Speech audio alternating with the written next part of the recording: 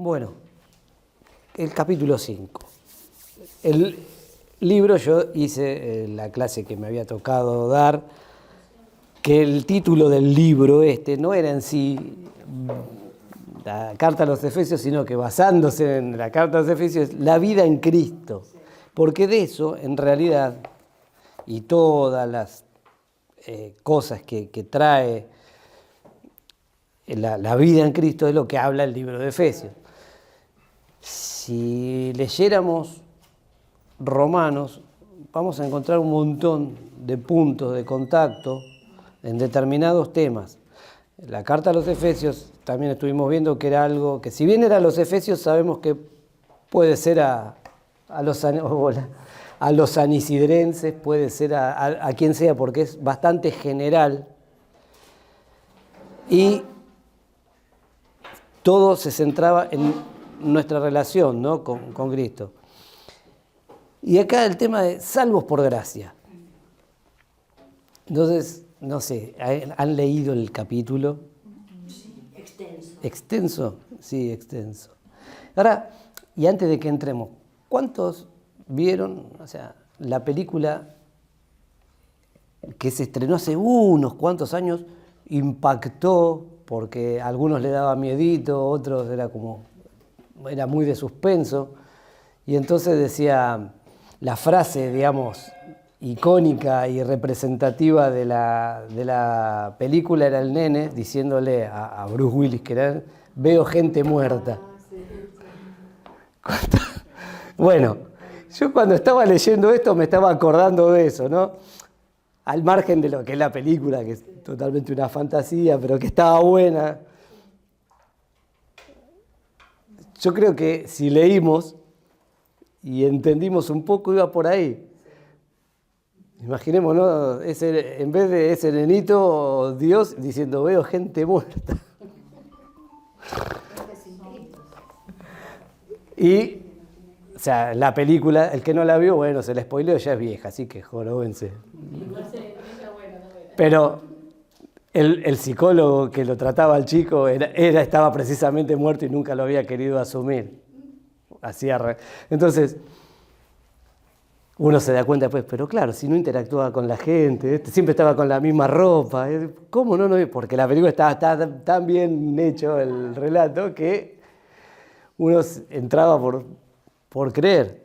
Entonces, cuando habla de todo esto, y dice: y Él os dio vida a vosotros cuando estabais muertos en vuestros delitos y pecados. Ahí, cuando arrancan esto, Él os dio vida, Dios, cuando estabais muertos en vuestros delitos y pecados. Y muertos es precisamente eso. Ahora, cuando habla de eso, es el hecho de decir: Él nos dio vida.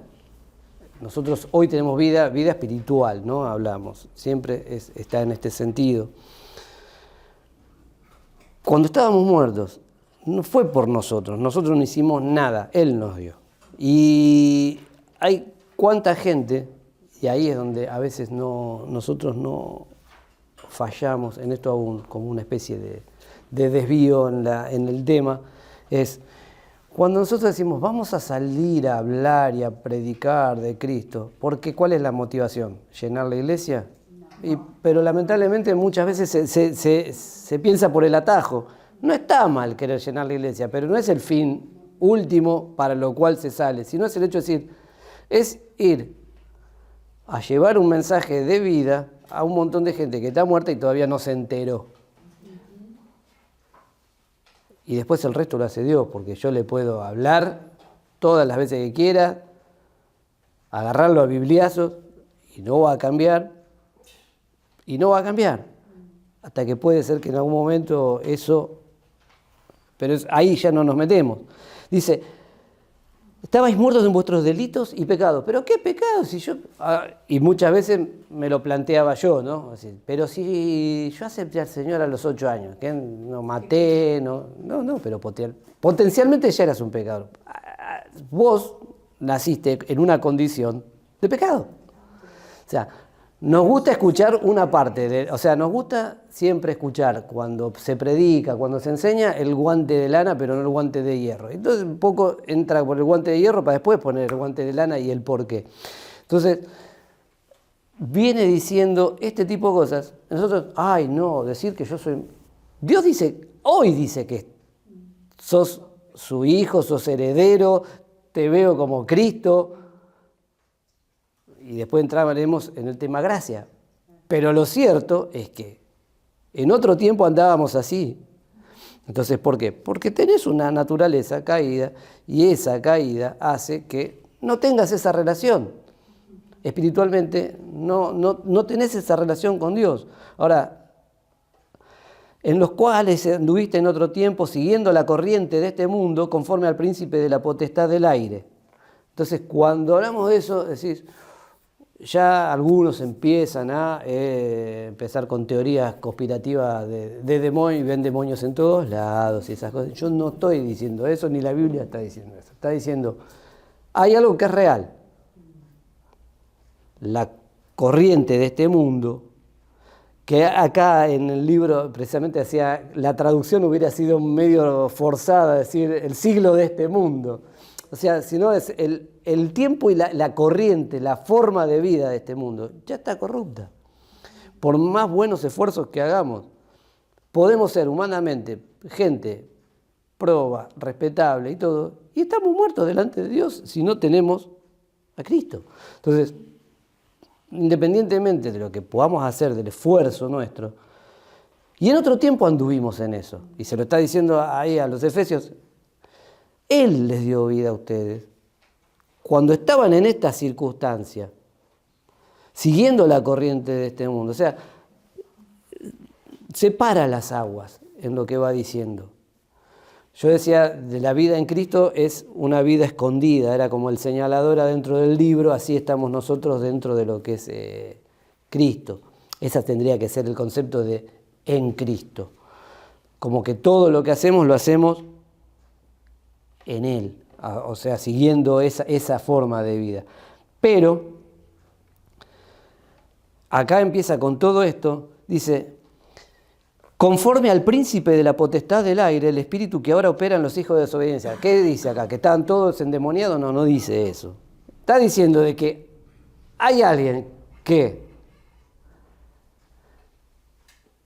torció el curso de los acontecimientos, entre comillas, porque nada se le escapa a Dios, pero sí Dios lo permite. No empecemos a elucubrar cosas y por qué el diablo hizo esto y por qué Dios permitió esto.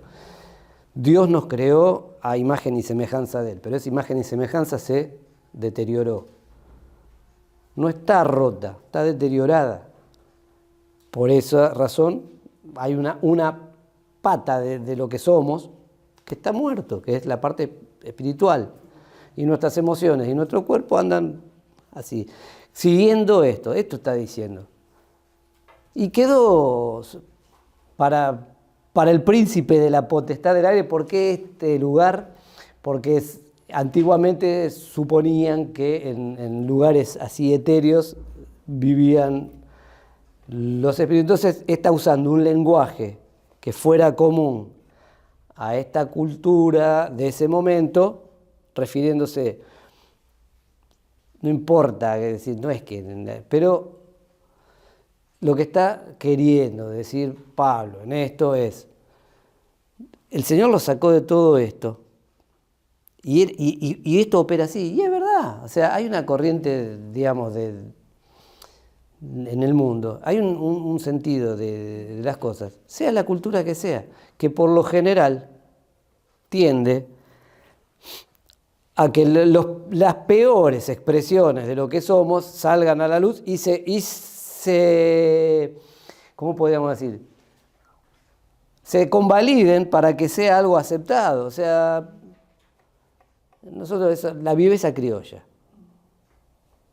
por un ejemplo práctico y tonto. La viveza criolla. Y convalidamos lo que no debe ser. ¿Por qué? Porque si hay una regla es para respetarla, no para quebrarla y a ver hasta dónde puedo forzar algo. Se tratan de hacer cosas, pero en realidad después Y si hilamos más fino y si nos ponemos más espesos con todo ese tipo de cosas, podríamos decir que todas las cosas, por ejemplo, las motivaciones no terminan no siendo buenas, terminan no siendo buenas. O cosas que a lo mejor arrancan bien, terminan mal, porque hay algo que está quebrado en la relación con Dios. Ahora, entre los cuales también todos nosotros, o sea, ven e incluite, decía Pablo, agarrame la manito y nos vamos todos juntos. Vivimos en otro tiempo en los deseos de nuestra carne. O sea, haciendo lo que quieran, está bien, yo pongo mis reglas. Y Dios no te dice, no, pone tu regla, atenete a las consecuencias, no hay ningún problema. O sea, Dios dice, yo puedo vivir con eso. Haciendo la voluntad de la carne y de los pensamientos. Y éramos por naturaleza hijos de ira, lo mismo que los demás. O sea, cuando se habla de esa ira de Dios, no empecemos con la imagen ya de ese Dios, el Dios malo que tira rayos, y esa cosa medio griega de representar a Dios como Zeus y tirando rayos desde el monte Olimpo así porque se encapricha con algo. No habla de esa ira, sino es el hecho de decir, el diablo, ¿qué hace? Pervierte la creación. Toda la creación queda sujeta a eso. Y Dios, ¿qué dice? Bueno, promete junto con eso. ¿Por qué? Porque Él sigue, al ser amor, quiere mostrar esa expresión de amor que es Él. Y no voy a dejarlo ahí. Pero yo tampoco me puedo. Entonces, entra Cristo en escena. Entonces, pero quienes no acepten esta vida, obviamente quedan del otro lado. Está hablando de esa separación, de dos cosas diferentes que conviven, pero que no se tocan. No son conjuntos, no es una teoría de conjunto donde pueden tener una intersección y tener algo. No tienen nada en común. Pueden pasar de un estado a otro, pero nada más. Ahora, pero Dios, que es rico en misericordia por su gran amor, con que nos amó, aún estando nosotros muertos en pecado, nos dio vida juntamente con Cristo. ¿Qué dice de Cristo la Biblia? Que es que el que en todos. O sea, el primero en todo. Y así como por el primer Adán, todos pecaron, por ¿qué pasa? Somos salvos. Entonces, y ahí dice, por gracia soy salvo, lo pone como en un paréntesis aclarándolo. Y dice, esto de gracia es interesante. ¿Qué es gracia? Bueno, un regalo divino, un regalo inmerecido. Básicamente es un regalo, y hay dos términos de gracia, que uno más inherente a ese regalo, otro más inherente a lo que es salvación. Es un don, sí, un don también es un regalo, no deja de ser un algo, pero que en realidad no hicimos nada para merecerlo. Nada, absolutamente nada. Está puesto ahí por Dios. Lo tomamos o lo dejamos. Entonces, ¿por qué? Porque estamos muertos como humanos, muertos a eso. Entonces no podemos hacer nada, pero el que lo hizo fue Él. Entonces, de la misma manera, y esto es parte de esa herencia de la que hablábamos en la clase pasada, nos dio todas las cosas juntamente con Él, ¿no? Bueno, todas estas cosas son eso, es esa promesa de resurrección, pero también Dios es eterno presente, decimos, como para definir un poco de que no hay un pasado, no es que... Entonces, lo que Dios dice de futuro también lo dice del presente y todo fue quedando atrás. O sea, cuando uno empieza a ver esto, dice, dice, y juntamente con Él nos resucitó y asimismo nos hizo sentar en los lugares celestiales con Cristo. ¿Cómo nos hizo sentar? Está hablando... Yo no me senté en ningún lado. No, él ya lo da por hecho. O sea, lo que tenemos, que a veces nosotros no queremos darnos cuenta, es esa bendición, sí, esa espiritual, que es el hecho de decir, yo ya tengo eso. El día que le dije sí al Señor, independientemente de dónde vengo y lo que hice, ya tengo eso. Te dio el sentarte, o sea, te equipara en alguna medida, sos el hermano, sos igual, te ve igual que Jesús. Pero a mí, sí, a vos. Es demasiado, te digo, es un montón. Y después nosotros nos encaprichamos en pedir. Dame más. Por eso hay muchas veces que se canta y se canta mal cuando dicen, dame más, Señor. Había un coro que decía, dame más, Señor, de tu gran poder. ¿Más? ¿Más? Claro, o sea, a ver, son expresiones que están y están bien, pero cuando eso se cree y se cree mal, en el sentido de decir, se acepta como, y no se piensa un poco. Tenemos el entendimiento, por ahí es lo que estamos cantando, pero cuando se tiene entre todos lo cantamos. Pero algún entendimiento, estamos en una nube, ¿viste? Claro. Bueno, percatamos de lo que decimos. Porque en realidad, ya con el hecho de que haya dado la solución del problema, ya está, listo. El resto vendrá por añadidura. O sea, no es que no va a venir o que no puede o que Dios no quiere que pidamos, porque si no, cuando oramos y eso... Pero no es que, bueno, ya está, ya soy salvo y vivo lo que sea, total, no. Hay una consecuencia, y en esto hago una especie de paréntesis. Muchas veces se enfatiza el hecho de decir el pecado y las consecuencias del pecado. Y a mí me llamó la atención que los grandes, vamos a ponerle, grandes predicadores de puritanos o reformadores del siglo XVII, que uno dice, a priori dice puritanos, no hablaban del pecado y de la condenación, sí hablaban de eso, pero lo hacían de manera inversa. Te hacían ver eso a través de la gracia y hablaban de la gracia. Las mayores predicaciones de Wesley, de Whitefield y de todas estas personas hablaban de la gracia. Y decir, te hacían querer la gracia.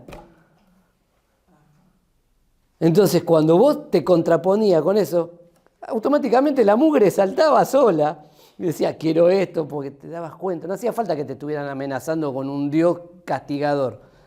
Era tal el hecho de decir, es tal el amor de Dios, es tal el sacrificio que hizo Cristo, es tal esto. Entonces, cuando uno lee esos sermones, dice, a mí me darían ganas. Una divina gracia. Bueno, es una de esas cosas. Dice, sí, yo era un pecador, yo era esto, lo otro, y tiene toda una historia atrás. Pero, ¿a qué voy? Yo estaba leyendo, todavía lo estoy leyendo, porque lo leo de a poco, son unos sermones de George Whitefield, contemporáneo y amigo y a la vez discrepaba en algunas cosas con Wesley, por temas, digamos, teológicos, pero se respetaban mutuamente y de hecho eran gente que... Yo leí uno de los sermones que hablaba de la gracia, yo hubiera pagado por tener el DeLorean de Marty McFly y ir a 1700 a escucharlo, porque digo, qué loco, qué verdad. Entonces digo, muchas veces nosotros nos ponemos a pensar en esta parte y no hacemos foco en la otra, ¿no? Dice, para mostrar en los siglos venideros las abundantes riquezas de su gracia en su bondad con nosotros en Cristo Jesús. O sea, las abundantes riquezas de su gracia. Y ahí entra en juego todo lo demás. Todo lo que tenemos, todo lo que somos, todo lo que nos da es por Él. Si yo lo leyera acá en la otra versión, dice, Dios los salvó por su gracia cuando creyeron. Ustedes no tienen ningún mérito en eso. Es un regalo de Dios. La salvación no es un premio por las cosas buenas que hayamos hecho. Así que ninguno de nosotros puede jactarse de ser salvo. Y anteriormente dice, de modo que en los tiempos futuros Dios puede ponernos como ejemplos de la increíble riqueza de la gracia y la bondad que nos tuvo, como se ve en todo lo que ha hecho por nosotros que estamos unidos a Cristo Jesús. Y esto es, ¿cuántas veces se habla de un montón de cristianos? Como estaba hace 2 segundos hablando yo. ¿Era perfecto Whitefield? No, no era perfecto. Si nos ubicamos en el tiempo y espacio en que él vivió, hoy le podemos señalar muchas cosas que son, a lo mejor, a la moral y a la ética del siglo XXI, polémicas. Sin embargo, ¿puedo decir de que él no era salvo por la gracia? Simplemente no, porque otros van a señalar cosas nuestras también. Pero también, ¿por qué no recordarnos en algún momento como ejemplo de lo que Dios puede hacer en una vida? ¿Y cuántos de nosotros mismos? ¿Cuántos somos nosotros mismos? ¿De dónde nos sacó el Señor? Porque algunos pueden decir, vos no te sacó de ningún lado, porque toda la vida fuiste a la iglesia y todo. Sí, fenómeno. ¿Cuántas cosas me evitó? Y estando en la iglesia no estoy vacunado con hacer una vida, y Dios tiene hijos, no tiene nietos. Entonces, si tus viejos van a la iglesia, genial. Bien por ellos, pero vos, esa fue la que me plantearon en algún momento. Y es lo que nosotros deberíamos plantearle tal vez a nuestros hijos o nietos, decir, mirá, conmigo está todo bien, yo sé qué es lo que dice Dios de mí, qué dice Dios de vos. Y confrontarlos. O sea, es totalmente personal. Es totalmente personal. No hay una salvación colectiva. No es que, bueno, Dios puede operar en todo un pueblo, pero no quiere decir de que todo el pueblo sea salvo, porque no todos aceptarían. Pues, en otros casos sí se da, pero no juguemos con eso. O sea, el ir a la iglesia no te vacuna contra el pecado, ni te revive de nada. Ir a la iglesia es una consecuencia de haber tenido esa gracia de Dios operando en tu vida y resucitándote espiritualmente. Si no, no tiene mucho sentido. Entonces, Dios lo salvó por su gracia. Esta versión, NTV, está bueno cuando dice acá, porque es un lenguaje muy nuestro. Dios lo salvó por su gracia cuando creyeron. Ustedes no tienen ningún mérito en eso. Es un regalo de Dios. La salvación no es un premio por las cosas que hayamos hecho. Así que ninguno de nosotros puede jactarse de ser salvo. Y ahí también, medio que te baja, porque uno ya se viene envalentonando, ¿no? Porque dice, qué bueno, soy salvo, no tengo que hacer nada, Dios es genial, está todo bien, qué bueno que soy. No, pará. No sos bueno. Yo digo que sos bueno, dice Dios. Porque el que para vos es gratuita, pero el costo de la salvación no fue cualquier cosa. Entonces, cuando dice, ninguno de nosotros puede jactarse de ser salvo, es el hecho de decir, con más razón, tenemos que vivir esa vida en Cristo. Pues yo no me puedo jactar de algo de que no hice. Yo puedo, o sea, siempre tenemos la tendencia a contar las que ganamos. Yo generalmente termino mal porque cuento las que gano, las que pierdo y las que empato. Y claro, bueno, pero hay que contarlas todas. ¿Por qué? Porque tendemos a hacer eso. Y con la salvación a veces es lo mismo. Podés mirar a otro por encima del hombro.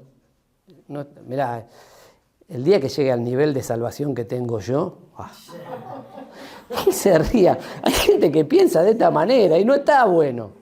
No está bueno. No hay niveles de salvación. ¿Sos salvo o no lo sos? ¿Estás vivo o estás muerto? No hay un estado intermedio de, bueno, sí, soy un poquito salvo. No existe eso. Entonces, como no existe eso, no me puedo jactar de algo que yo no hice, en el que no tuve ningún mérito. Es un regalazo que me dieron. Hubo un presidente que, se los voy a decir, la Ferrari es del pueblo, pero la manejo yo. Bueno, nos dieron una Ferrari, pero no es nuestra, es del pueblo, pero entonces que el pueblo la disfrute también.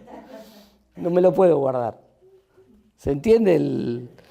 Bueno, pues somos la obra maestra de Dios. Él nos creó de nuevo en Cristo Jesús, a fin de que hagamos las cosas buenas que preparó para nosotros tiempo atrás. O sea, toda una restauración que es el hecho de decir, vuelve atrás todo ese laburito que se mandó Satanás en el Edén, con Cristo él lo vuelve atrás. Y todo eso que se decía pierde sentido, pierde valor y yo digo otra cosa. ¿Por qué? Porque yo te veo a través de esto. Entonces, esa vida en Cristo es la que deberíamos aprovechar y a lo que apunta el autor, ¿no? En este capítulo, cuando habla al principio de esclavos de Satanás, en el libro, ¿no? Muchas veces nosotros no lo pensamos de esta manera.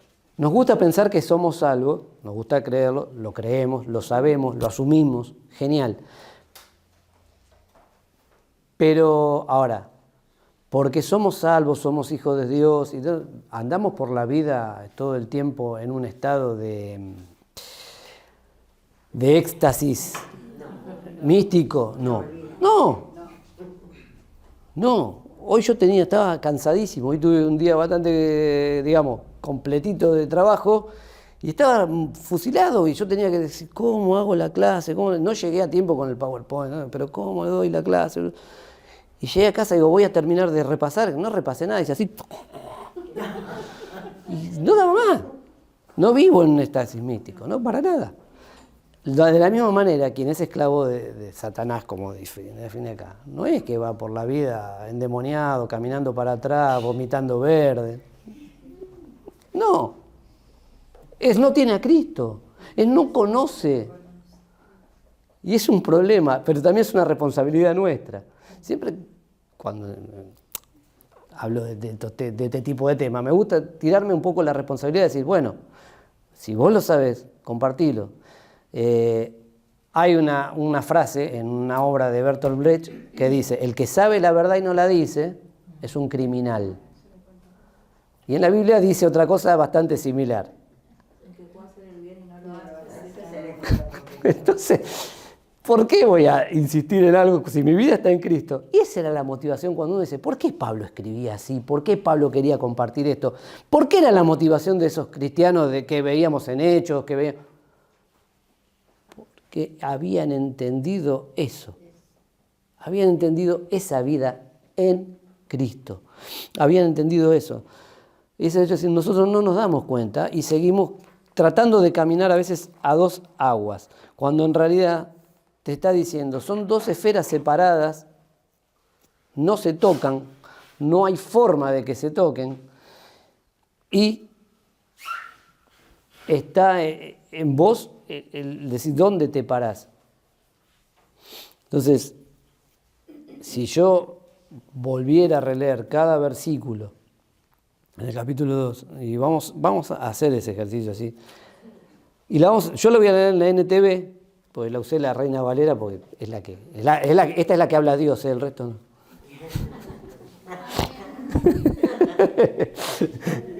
No, en serio.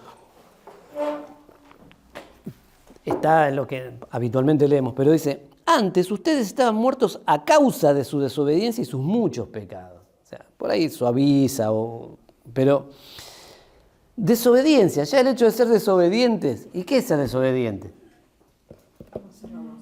No hacer la voluntad de Dios. No, ¿el pecado qué es? Bien, leyeron el libro. Errar al blanco, o sea, Dios te dice, apuntá ahí. Yo tiro para allá. No, apuntá ahí. El concepto de pecado era eso, errar al blanco.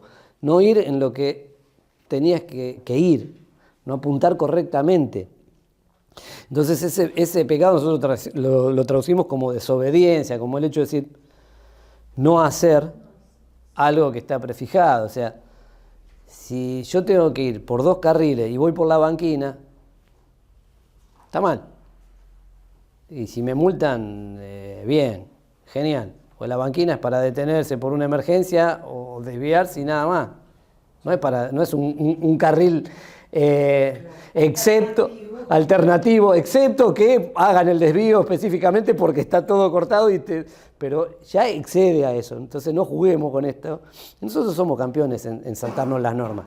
Entonces, me parece que, bueno, también acá desobediencia se debe estar refiriendo al desobedecer la ley de Dios. es que no podés obedecerla, no hay forma, porque estás muerto. Espiritualmente estamos muertos, no hay forma de... Entonces, ahí es, exactamente. Antes dice. Claro. Estaban muertos, ¿por qué? ¿Por qué no lo podían obedecer? Hoy, ¿por qué nosotros podemos decir, quiero agradar a Dios? O trato, no es que nos sale fenómeno, porque no nos sale bárbaro. No, Es una verdad. no nos sale bárbaro, pero por lo menos me esforcé. Y Dios ve nuestro corazón. Dios está viendo nuestro corazón, pero ¿por qué lo hago? Porque entendemos el significado de la cruz. Pero también hay una gran diferencia y en esto, todo el capítulo fue como muy fuerte, en esto de volver a tomar conciencia que nosotros estamos en libertad.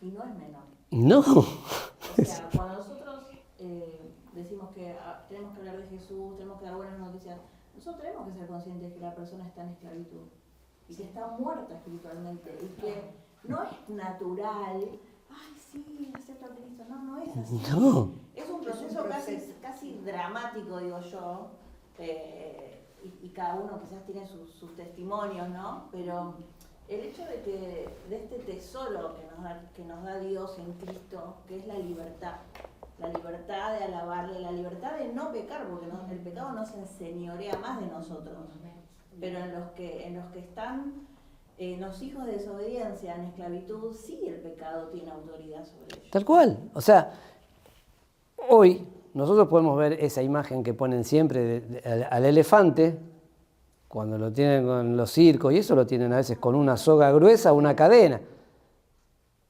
Si el elefante tuviera ganas, levanta la pata, la rompe la soga. ¿Pero por qué no la rompe? Porque desde chiquito está así atado y es su normalidad, y era a lo mejor si se movía un poquito, un castigo. Y la soga cuando era chiquito sí tenía un efecto, pero él creció con eso. Y entonces es ese acto reflejo, ese condicionamiento, hace de que... ¿Sabe cuál es el dibujo que mira, no trajiste imagen, pero nos quedó la imagen? Sí, de estar en la pecera. De estar en la pecera. O sea, si yo no hablo de esas buenas noticias a alguien, ese alguien, ¿cómo sabe dónde está? Tal cual. Por eso, eso es lo que me gusta que lo estén diciendo. Dice, vivían en pecado igual que el resto de la gente, obedeciendo al diablo. O sea, o acá, no hay un gris, no hay, bueno, un día, no hay alguien intermedio entre Dios, o sea, entre lo que dice Dios y lo que propone el diablo. Entonces dice, el líder de los poderes del mundo invisible. O sea, a veces nosotros decimos, había un coro que decía que yo tengo pisado al diablo debajo de mi... Vos no tenés pisado al diablo debajo de nada, porque el diablo, vos lo pisás, te levanta así y te lleva a dar una vuelta para donde él quiere. El que lo hizo fue Cristo, no fuiste vos. Y el que lo pisó y el que lo venció fue Cristo, no fuiste vos. Entonces no cancherés, que es lo que yo decía, no contemos la que hizo otro. Entonces, es el líder de eso, no es menor, te sacó de esa esclavitud. Ahora, ¿quién es el espíritu que actúa en el corazón de los que se niegan a obedecer a Dios? Bueno, o sea, ahí el trabajo, ahora entra el trabajo nuestro. Yo no puedo dejar de, pero sí tengo que comentarles, sí tengo que exponerles, sí tengo que anunciarles. Y después, ahora, todos vivíamos así en el pasado. O sea, no somos mejores. No somos mejores. Somos salvos. Pero no somos mejores. A veces no entendemos que nos gusta decir, ay, Dios me ve así, así. Es que es verdad, nos ve así. Pero a la vez no dejamos de ser la otra cosa. Y gracias a Dios lo tenemos como recuerdo, porque ahora somos algo nuevo, algo que hizo Dios que recreó, que hizo una hechura nueva, de acuerdo a lo que Él había pensado. Ahora sí, somos imagen y semejanza. Y vamos construyendo, porque dice, esa imagen se va formando hasta el día que Él disponga. Lo dijiste al principio de la oración, gracia. Es pura gracia. De Dios. De Dios, no hay un secreto. Dice, todos vivíamos así en el pasado, siguiendo los deseos de nuestras pasiones y la inclinación de nuestra naturaleza pecaminosa. Y era el hecho de decir, o sea, dice, ¿por qué hace esto? ¿Por qué lo apasiona? Porque se deja guiar por eso. O sea, uno puede decir, es un deseo medio, un instinto medio animalesco. Bueno, puede ser. Pero es el tema de decir, al no haber un filtro, hace. O sea, y nosotros decimos, pero yo no soy un asesino. No, genial, el asesino es asesino porque asesinó o porque ya era asesino y porque es un asesino mata. Entonces, ¿vos sos mentiroso porque mentís o mentís porque sos mentiroso? Mentís porque sos mentiroso.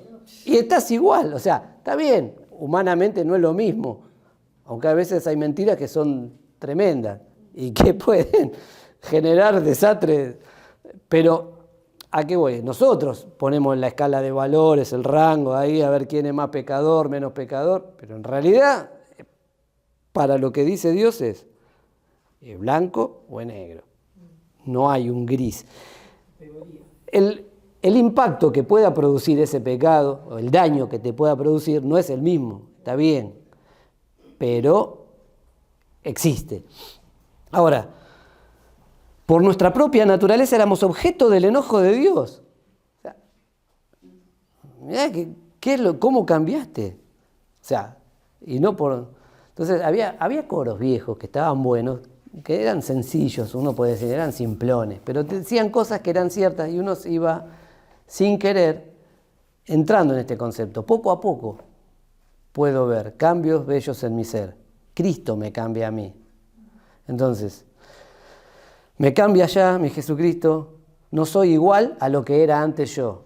Y aunque yo voy lento, estoy creciendo y algún día perfecto yo seré, decía la canción. Entonces estaba hablando de un poco a poco, eso es un proceso, no es como Dios me tocó hoy, no, es poco a poco. Es más viejo de lo que yo creía. O decir, por ejemplo, había una canción que decía, tenemos que aprender a amarnos, a perdonar y a convivir con los hermanos.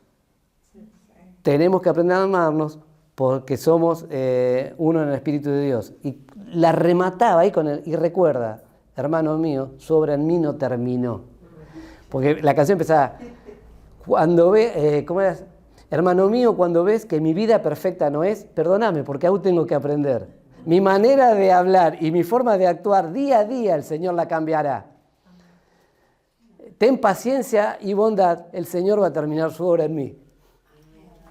Esas cosas hoy no las cantamos, pero a nosotros nos llamaba la atención porque más allá de que musicalmente por ahí no estuviera bueno, pudiera no gustarte el estilo, la letra tenía un sentido y estaba bueno porque te hacía ver esto, es decir, la obra de Cristo, no, si bien ya Él dijo y tenés todas las condiciones, siempre hablamos de un potencial, pero mientras estés acá, vos eso lo tenés que desarrollar. Ahora, pero Dios es tan rico en misericordia y nos amó tanto que a pesar de que estábamos muertos por causa de nuestros pecados, nos dio vida cuando levantó a Cristo de los muertos. Ese día es el día de nuestra salvación. Después, cuando nosotros lo aceptamos y creímos, se hizo, digamos, pero ya lo teníamos. El día que Cristo resucitó, Dios dice, ustedes creen y yo los veo así. ¿Cuál fue, digamos, la maldición, digamos, final del Edén? La muerte y la separación de Dios. Adán y Eva estaban bien, genial, todos los días conversaban con Dios, hasta que un día, Adán.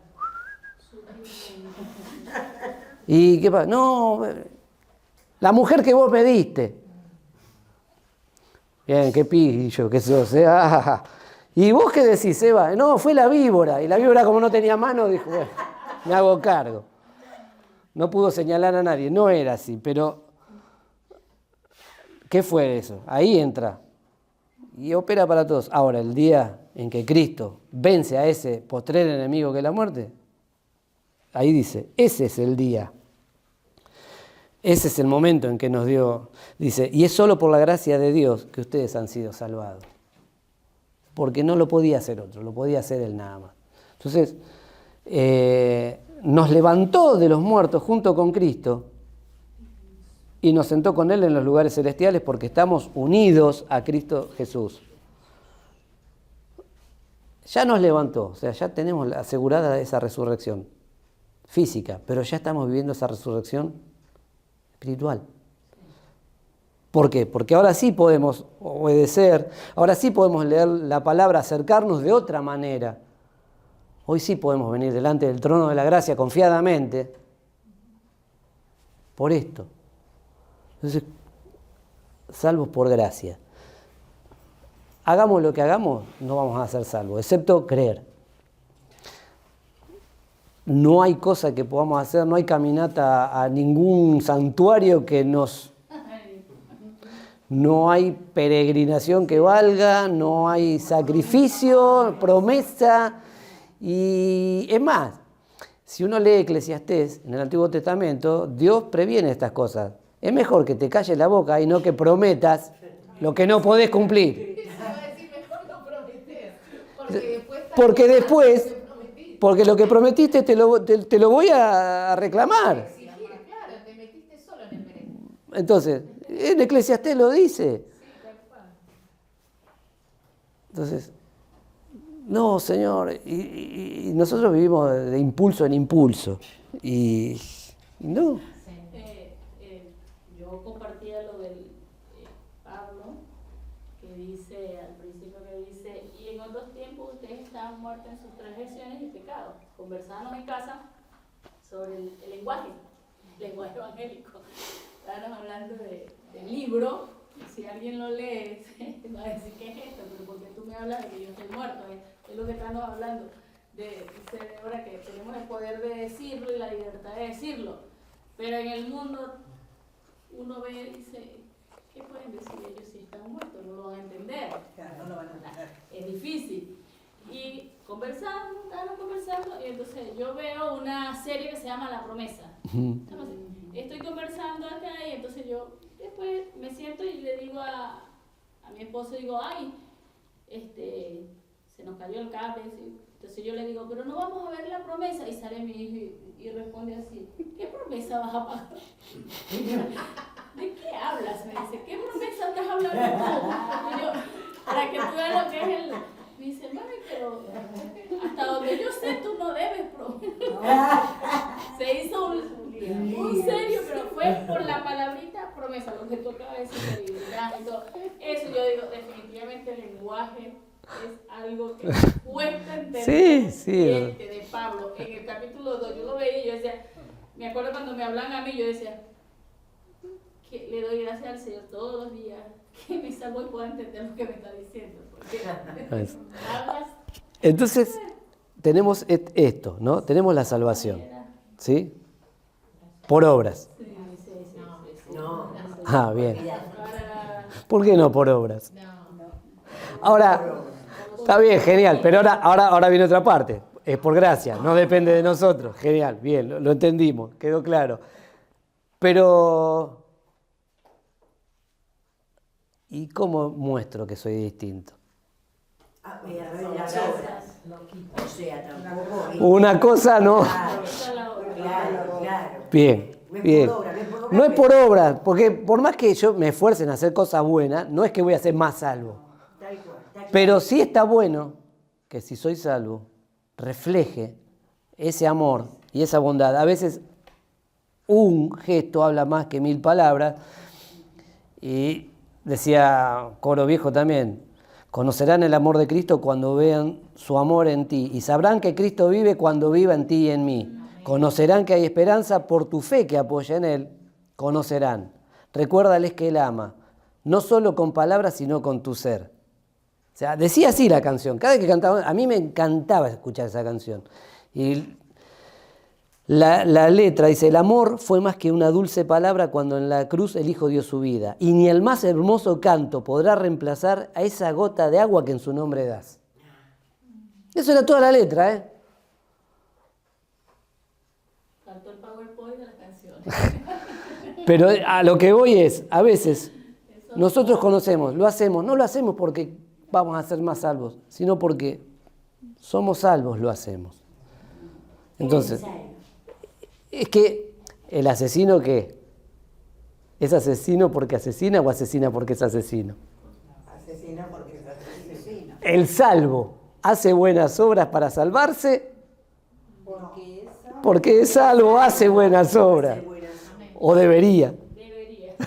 Porque a veces le cuesta. Nos olvidamos, alguien mencionó la palabra conciencia y entonces yo pensaba en todas mis inconsciencias humanas y espirituales, bueno, no llegué a esa parte, pero ¿cómo hago para vivir en conciencia? Y tengo que enamorarme de Dios. Y como soy carne, Cuesta. como no sé cómo se ama a Dios, entonces lo que me queda, el paso que se me ocurre, es pedirle a Dios que me enseñe a amarme todos los días, porque en 2 minutos hice así y me olvidé. Es que... Me invadió un sentimiento de, no sé, de impotencia, lo que sea, y me salí. Es que es verdad, o sea, uno tiende, o sea, convengamos en esto, ser salvo, yo antes dije, venir a la iglesia no te vacuna contra el pecado, pero ser salvo no implica de que voy a ser perfecto. Dios me declara perfecto y Él ya me ve perfecto, lo cual, pero llegar a la perfección es prueba y error y es una hermosa y extensa colección de errores. Entonces, eso está bueno, o sea, yo no sé cómo hacerlo. A través de la relación. Es relación, pero está bueno eso, decir... Que es como es la relación, así como cualquier relación que uno tiene con otra persona, a medida que la va fomentando, se va nutriendo y se va amalgamando uno con el otro, cuanto más la relación con el Señor. Pero ahí sí depende únicamente de nuestra disposición para estar. Exactamente. Porque qué bueno es saber, todas las mañanas digo, Señor, qué bueno saber que vos siempre estás esperando este ratito, o este rato largo, o el que sea, para estar con vos, ¿no? Porque Él siempre nos espera. Ahora, nosotros acudimos. Claro, o sea... Es como cualquier relación de amistad, supongamos. Si yo no dice, esa relación, se enfría. El versículo 10, creo que tiene un poco la clave. Pues somos la obra maestra de Dios. Él nos creó de nuevo en Cristo Jesús a fin de que hagamos las cosas buenas que preparó para nosotros tiempo atrás. A ese fin. Entonces, ¿quiere decir que las hacemos así de taquito? No. Somos hechura suya, dice, ¿no? O eso, somos la obra maestra, esa palabra. El pastor explica que sí, es eso. Entonces, nos hizo para bueno. Entonces, ahora, bueno, empecemos a practicar. Así como nos salían tan naturales las otras, bueno, ahora... Si bien no es natural, nuestra nueva vida hace de que... Entonces, si hay algo que nos... había una publicidad que estaba el pajarito ahí, tiqui, tiqui, tiqui, tiqui, tiqui. A veces el Espíritu Santo se pone con el pajarito ahí, tiqui, tiqui, tiqui. Entonces, si está, prestémosle atención, ¿no? Porque quiere decir de que, más allá de que nos equivoquemos, algo bueno está pasando porque estamos cambiando. Los demás lo van a ver. No es que mañana salimos así con flores y túnicas y somos todos buenos. No pasa. Ni va a pasar. Pero somos esa obra maestra. Y chao. Mirá todas las cosas buenas que dice Dios y que hizo el Señor por vos. Entonces, vamos a hacerlas, esas buenas obras. Porque nosotros somos la más grande que hizo Dios. Es decir, es muy muy grande todo este concepto, nos excede y está bueno decir, quedarse con esto, no seguir, pues podríamos abundar en cada palabrita, porque tiene acá. O sea, no hablé de la gracia, que hay dos. Sí, sí, Una gracia que es la salvadora y una gracia que es para todos, porque el sol sale, Dios hace salir el sol sobre buenos y malos. O sea, somos gracia, por gracia somos salvos y por gracia el Dios no le agarró un día a la loca a decir ¡boom! Y arranco de vuelta. Podía haberlo hecho, no lo hizo. ¿Por qué? Porque hay algo que también nos declara la Biblia que dice Dios es amor. Y ese amor se demostró en que entregó a su hijo de su misma clase, eso es unigénito, no es único. Es... ¿Cómo es eso de las dos gracias, la distinción? Cuando a veces se habla de gracia, la palabra no es la misma. Y hay una gracia, que digamos que es, cuando se refiere a determinada gracia, es la gracia de la salvación. Pero cuando hace por gracia, o sea, la gracia está extendida a todos. Y una manera de que Dios extiende su gracia es en el hecho de decir que sustenta el universo, hace salir el sol sobre buenos y malos, dice la Biblia. O sea, no se harta de decir, esta creación fallida mía. No te liquida. Claro, sigue dándote la oportunidad. Él sabe lo que estás haciendo, pero te sigue dando la oportunidad, te sigue dando la oportunidad, te sigue dando la oportunidad. Y algunos dentro de eso lo entienden, lo creen, son, digamos, o fuimos atentos a la voz del Espíritu Santo sin saberlo y fuimos resucitados. Entonces, esa otra gracia con mayúscula del regalo, digamos. Por eso fue la importancia de haber enviado al Espíritu Santo al día de Pentecostés. Lo contrario, nosotros estaríamos totalmente huérfanos. Sí. Sin saber para qué lado disparar. Es que ahí no lo podés hacer sin ese sello. Entonces, vamos a ir ya redondeando. Hoy la clase es breve, pero era demasiado. Era largo el capítulo, pero era lindo, ¿no? Estaba bueno. Ahora, que nos queden claros un par de conceptos. O se está muerto o se está vivo. Si no estás desaparecido. Si no está desaparecido, sí. Esa. A veces me desmayo, te aviso. Me agarra como un... Pero espiritualmente hablando o estás ahí, nosotros tenemos el privilegio, la bendición de estar vivos y de entender eso.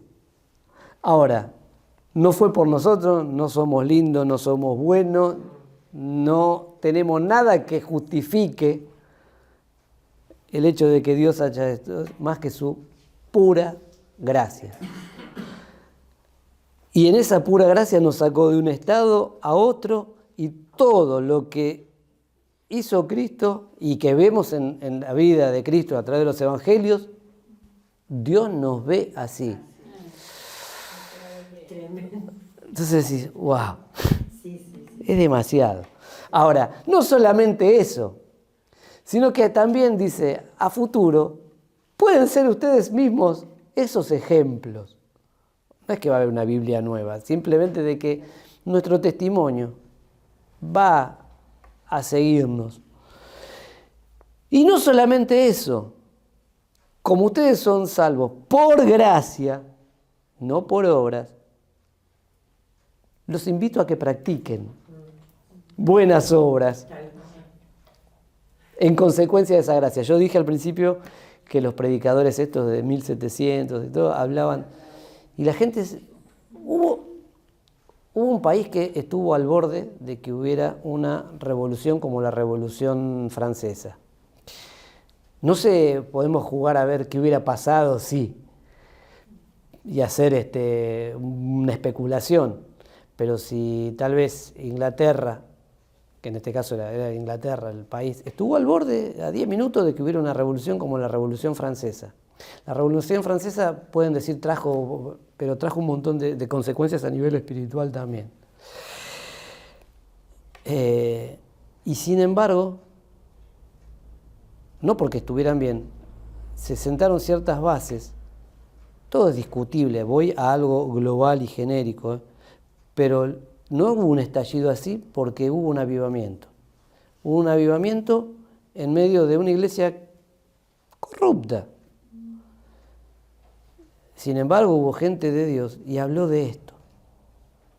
Y salió a predicar por los caminos. Y salió y dejó la Universidad de Oxford y la Universidad de Cambridge, y en las carreras, digamos, de teología, y salieron a predicar, y recorrieron todo el Reino Unido a caballo. Y algunos y uno cruzó, ya era una celebrity, y cruzaba a las colonias de América, iba y venía, murió joven porque tenía, creo que no llegó a los 60 años, en este desgaste, y se esforzó, y hablaban, y la gente se convertía, y en esas conversiones lo que pasaba era que exponían la gracia. Entonces, claro, cuando comparaban la gracia y lo que tenían ahí, las porquerías y el olorcito nauseabundo del pecado, salía solo y decían, no quiero esto, y se arrepentían por esa razón. Por eso a veces nosotros enfatizamos mal, ¿no? Y andamos amenazando, o sea, predicamos el Apocalipsis y a los chicos de la iglesia nos daba miedo, porque era la amenaza de los padres cristianos cuando los pibes no querían tomar la sopa. Mirá que va a venir Cristo. Bueno, está bien. Entonces, no, a veces se predica de esa manera, y no, gracia. Y mi Dios, sí, castiga, sí. Pero a mí no. Por gracia no. Y yo quiero esa gracia, porque no quiero el otro, quiero esa gracia. Cuando yo entiendo esto y disfruto, las buenas obras empiezan a salir solas. Empezar a ver ese amor de Dios. No importa quiénes somos ni de dónde venimos. Yo creo que predico las multitudes. A propósito de Spurgeon, el llamado príncipe de los predicadores, más acá en el tiempo, pues fue en el siglo XIX. También otro que me gustaría tener, el DeLorean de Marty McFly, ir a escuchar un sermón de Spurgeon. Tengo el libro de los sermones y digo, wow, qué bárbaro, qué claridad, Señor, que le dabas a este. Era una persona con unos problemas de autoestima bastante importantes. ¿De qué época? De 1800, fines de 1800. Y él tenía unos problemas de autoestima bastante importantes, ¿eh? Y así todo, Dios lo usaba. Y mucho. Porque Dios elige lo menospreciado. Porque ¿qué es? ¿Mérito tuyo? No, gracia. Gracia y pura gracia. No. Vamos al hecho de decir, no, hablo de, yo no, sí, pero, hay que pagar. a ver, yo quiero, cuando yo, sí, Cuando yo no le Inclusive acá el libro de esta clase hablaba sobre el pecado de ese hombre que mató al niño del matrimonio. sí, ¿no? como, No alcanza. Perdón. ¿Cómo quedan esos padres?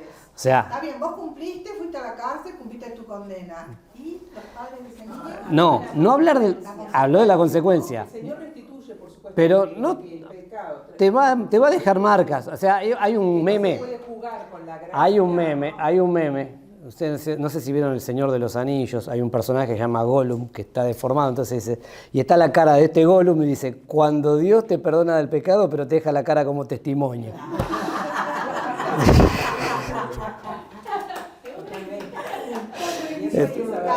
Pero, entonces, no, el tema es no aproximarse a Dios como, sino el hecho de decir, yo quiero que la gente conozca a Cristo, quiero que conozca el amor. Ahora, después de que te tenés que arrepentir porque, y vos que ya sabés, y que fuiste sensible a esa convicción de pecado, justicia y juicio, no insistas. No insistas. O sea, el mismo pozo no vas a pisar, será otro. El mismo no. Así que bueno, espero que haya sido. Pecado. Sí, pero al Señor, no a mí. Me invitaron a un lugar a predicar. Espero que se haya entendido. Sí. ¿Sí? Bueno, menos mal. Porque yo estaba muy preocupado, de verdad, lo confieso, estaba muy preocupado. Porque no pude preparar con el tiempo suficiente. Está confesando. No, diciendo las cosas como son. Diciendo las cosas como son, no pude prepararlo y no tenía tampoco como para decir, paso los dibujitos, que sí los tenía en mente, pero que no tuve el tiempo material de hacerlo. Así que digo, bueno. Se entendió mucho. Bueno, bárbaro entonces. Vamos a orar y... Cari, ¿querés?